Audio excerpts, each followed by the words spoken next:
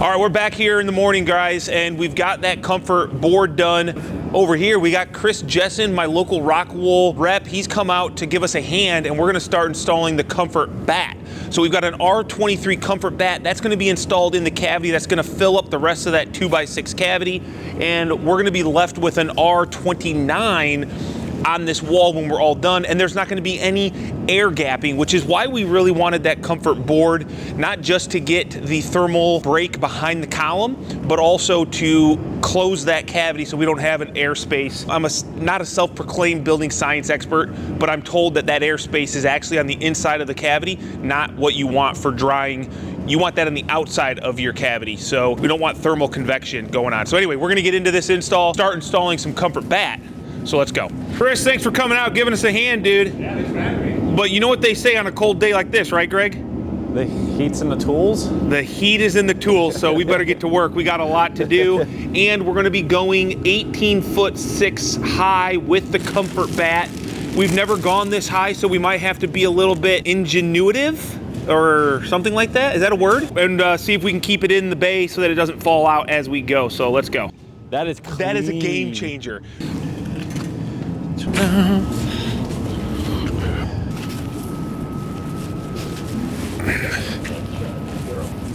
All right, guys, that literally did not take us any time at all. We're up 2 rows on the Rockwool Comfort bat, and it's going together pretty nice. It's not bulging out. I know a lot of people were wondering how we're gonna go up this high. I'm assuming the next row we will have to install some strapping or something to hold the insulation in, and my thought was to take a roll of scrap house wrap. We'll cut it down to like a 6-inch roll or something, and then we'll staple it from post to post, and that should hold the Rockwool in as long as it doesn't fall out. The density of it will not allow it to sag down, and once we put our Myrex in, our framing in, it's going to hold that bat in place with the friction fit. I'm telling you, these things are pretty solid.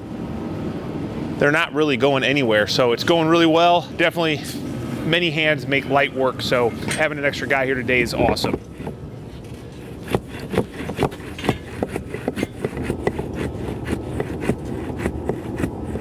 We are on now our 4th row up here of the comfort bat standing there. That's how rigid it is. And I think as long as we stay really nice and consistent with our cuts and we don't make it too tight where it wants to bunch out or too loose where it doesn't have that friction, I don't think it's gonna be a problem. We already went all the way up to the soffit over here on this far corner, but Greg says that one doesn't count because we do have a door header underneath of it. So I guess we'll see how we do here in these 2 bays where it's just straight Rockwool from the foundation all the way up.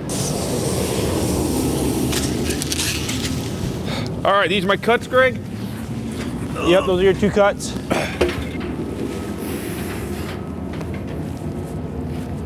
You know, the other thing we got going for us is our sheathing nails do poke out. Yeah, so it's gripping it a little bit. And I think it grips it, yeah. Yeah, that's a little tight, Greg, but it'll work. Nope, got it.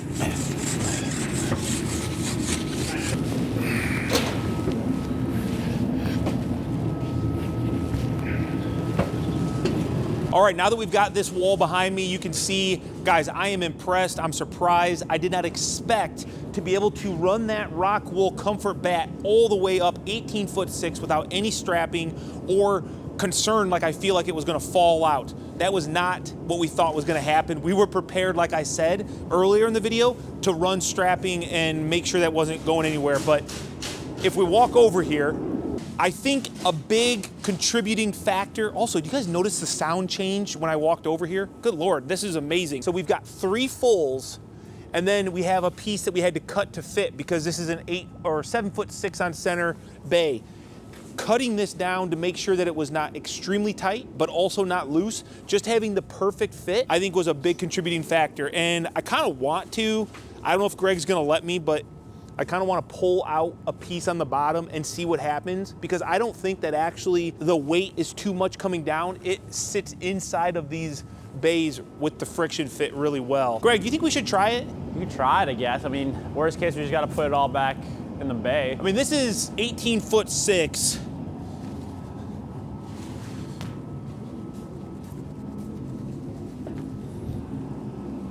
I think that's enough to tell kind of the story. That didn't fall out, it didn't crumble down, so there you go. You're really playing with fire there. What if I took 3 out? Here's the thing. You are sagging in the middle a little bit. But I'm not staggered here. This is completely just sitting here. I mean, this is just friction fit from the side. I don't think I'm gonna mess with it, but I think you guys get the idea. You would never be able to do this with, I don't know any other type of insulation product that you could do this with. Definitely not a fiberglass. And I like that because I'm not gonna have to worry about the settling in my wall cavity on this tall wall, which I know is a concern. When you run those fiberglass bats up, they're super heavy and they just fall down kind of. So anyway, this is done. We're now gonna move out of this back wall. What time is it right now? 12:53. We'll see how long it takes us to do this 80-foot wall. Ready? Sure.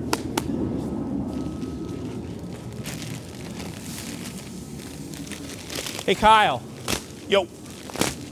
I know this is made out of rock, but like, why? How is it so fluffy? Like, because rock's hard, obviously. So like, how do they get it to be fluffy like this? And like, I've never seen it made, but they say, I mean, Chris is the sales guy here, and they say it's like cotton candy. It's molten lava melted. so like, it just kind of like, I don't know. Hey Chris, how do they actually make this stuff? Oh, well, we can actually go take a look right now at the factory. Like right now? Like right now. Let's just go. I mean, if you're up for it, dude, let's go to the factory and do a tour. I'm ready. Okay, let's go. Forget this. Right here where I'm standing, this is where the process starts. This is where the raw ingredients come in.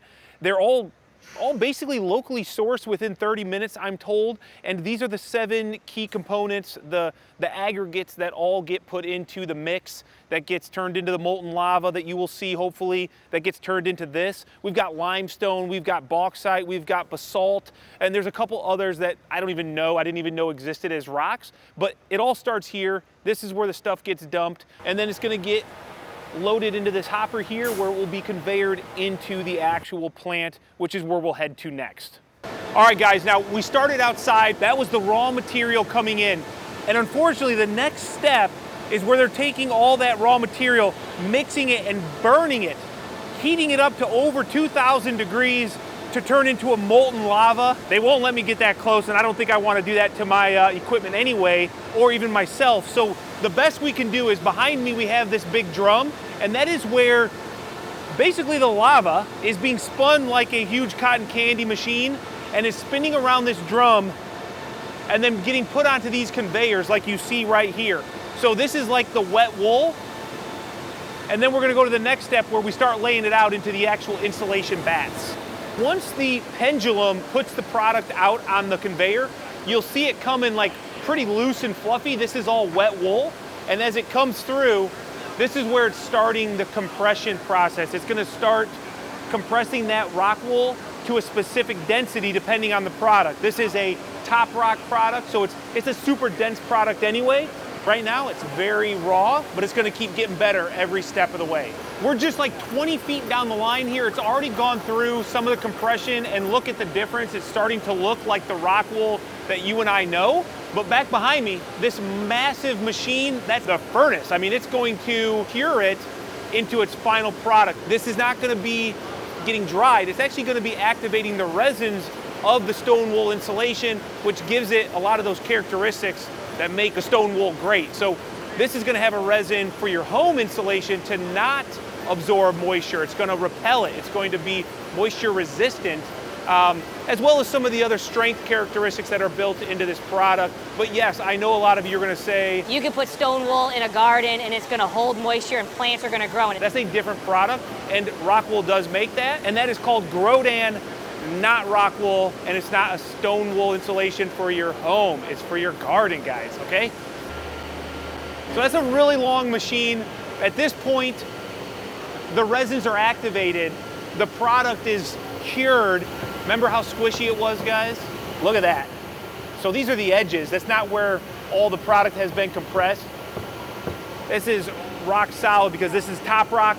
It's made for a roofing application, so it's super dense. They can do any product on here. It just changes how much material, how much they compress, how fast the line is running. But now we've got this, like, I'd say about 8 foot long or 8 foot wide piece of stone wool insulation. And it's just going out, man. We're like 300 feet from the start where that pendulum was. And right here, it's pulling off all the heat, it's cooling it down, it's circulating the ambient temperature from outside. I'm not really sure if they even needed it right here, but obviously they do, otherwise they wouldn't have it. But there's like no heat coming off the product. This is where they're going to do their first like check. The density and the thickness of this product has to be precisely measured. And so they're confirming the thickness of the product and also the consistency across the whole width of this whole piece. I mean, it's like 8.5 feet wide or something. And I think it's gonna get cut down. They'll get all the edges, but that'll be at the next stop. So let's keep moving. Now check it out, guys. This product just went through the saw, which you'll see behind me. And there's a bunch of different saws because it can get cut down to, you know, different sizes. But right now, they're just doing a clean cut on the edge. And then they're doing a middle cut because these are probably gonna be some 4x2 or 4x4 sheets, I'm not sure. But that's impressive. Look how clean this cuts. And now this is gonna go to the next station where they're gonna break it down even further. Once the product starts to get cut down to the actual like finished size, right behind me here, that's the laser that's burning the logo. That's an important thing, obviously, to have that Rockwool logo on the product. And that's what you're seeing here, but it's really hard to show because this glass is not perfect to see through. So take my word for it, it's turning out real good. All right, guys, this is kind of the last step here. We've got the finished product. This is the top rock, remember? So this is a, I don't know, this looks like a 5-6 inch product, super dense, super heavy, but it all came from just simple rock, just like this. So 7 key ingredients, spun like molten hot lava on a big old cotton candy machine, compressed to an exact spec. Man, they've got sensors, they got things everywhere to make sure that this product comes out exactly as specified, exactly as you've requested. Yeah, so now you guys know how it's actually made, how Rockwool comes from rock or stone wool insulation. And hopefully this was interesting to you guys. Hopefully you learned something. I know I did. I know I appreciate the product even more just because of what goes into making it. So let's head back to the job site and let's start the install of our Rockwool stone wool insulation. Well, that was actually pretty cool, guys. I had no idea that you could melt rock down into basically a big blanket of cotton candy, compress it into this right here. So, Chris, thanks for the tour, dude. Hey, no problem. That was the fastest trip I've ever been on. It was. And same day, we're back and we're ready to do this wall now. So let's go ahead and let's get this freaking cotton candy opened up and get it installed. It's gonna be loose. Okay, that one's gonna be a little loose, huh? Yeah, I might want to put a strip in like along the post. Yeah. Yeah, that's a little bit too loose. That's gonna be a little tricky. I mean, isn't it? we can use those like those pieces and cut them in half like we did up along the window. Just to get a strip to tighten it up. Yes. Yep. Okay. So all right, I'll you do that and I'll keep running these suckers. This is actually gonna work out perfectly, I think, because for the most part, we're gonna be running fulls without any cutting. So this should go, I'm hoping, faster than they can even probably keep the material getting opened up. Check this out.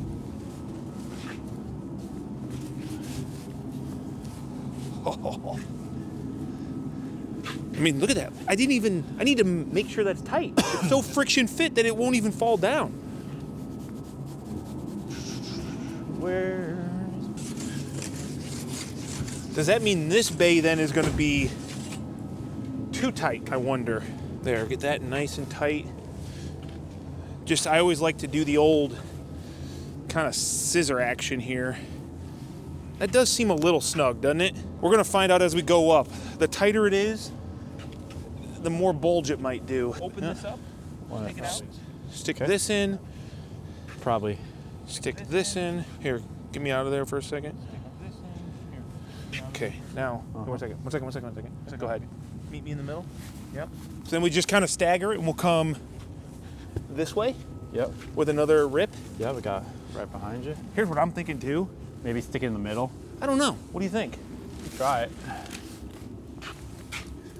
Now put a piece up against it. There you go. And go ahead and. Oh, yeah, let me It see. seems pretty thick. Like maybe that was too much. You know? I think that's. I don't know.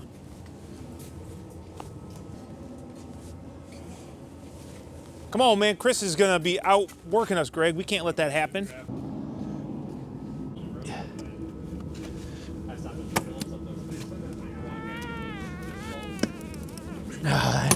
That ain't going. There you go. Now you're moving. There you go. Maybe it was frozen. Here, get it in there and I'll Okay, you gotta stop moving it so I can, there you go. Now go ahead. Here. There we go. Okay. Just need one.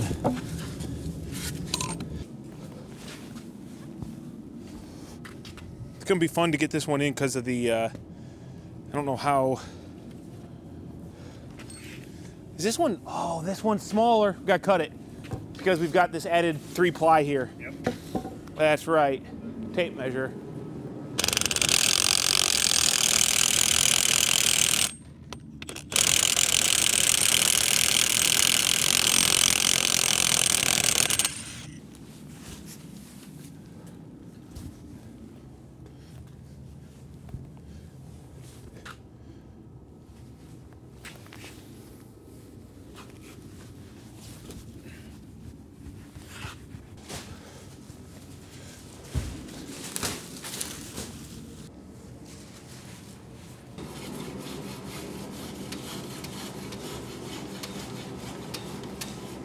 Let's see about how deep.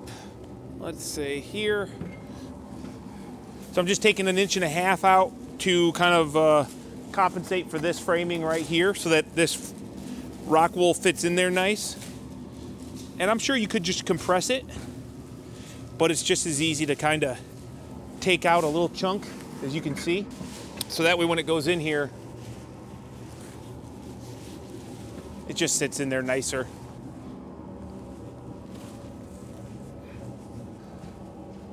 Oh, that one's short. I might need a little chunk.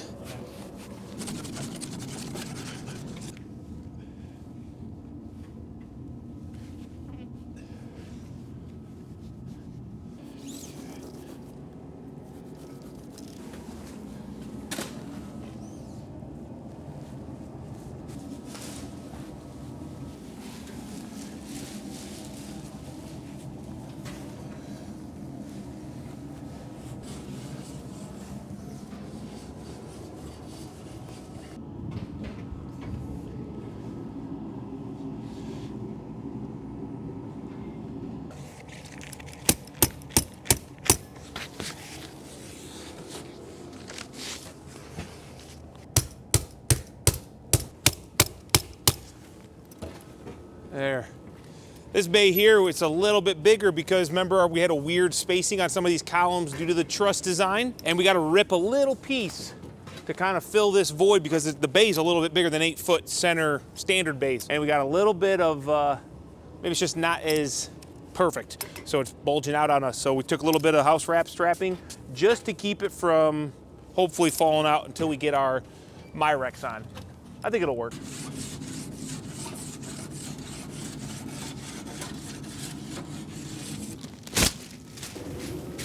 Hard hat area, falling rocks.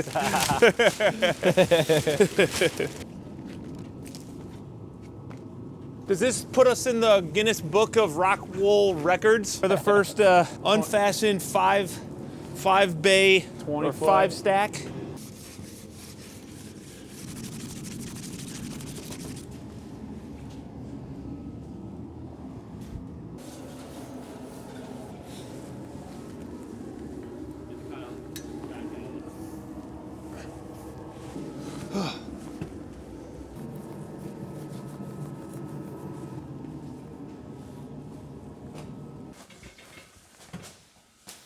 I always find that the easiest thing to do when you're doing this is I try to line up the edge so it goes in nice, and then I just kind of open the door, make them line up for the most part, and then push them together. That way this is all fairly good, and then I just lightly kind of tap it in, kind of evens it out real nice. I don't know, I feel like that's a better R value consistency when everything is nice and flush and you don't have something like that sitting like that. Nice, man. Look at that. Couldn't have done it without you. Well, obviously. Won't you do something for me?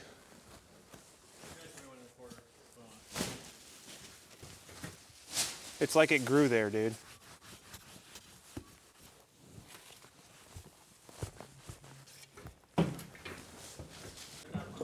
Oh, I forgot. Sometimes I forget how short you are. Said only losers are 6 foot and above. That's funny. I thought that was a requirement to not be a loser these days, is you had to be at least 6 foot. Are you gonna need one more cut at that 21 1/4? Yes. It's crazy how up here there's an echo, but down here there's not because of the rock wool.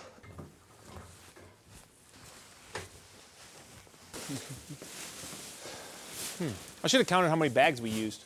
Would have given me a good indication as to how many we're going to need. Can you set them right there? Yeah. Or just even on the top?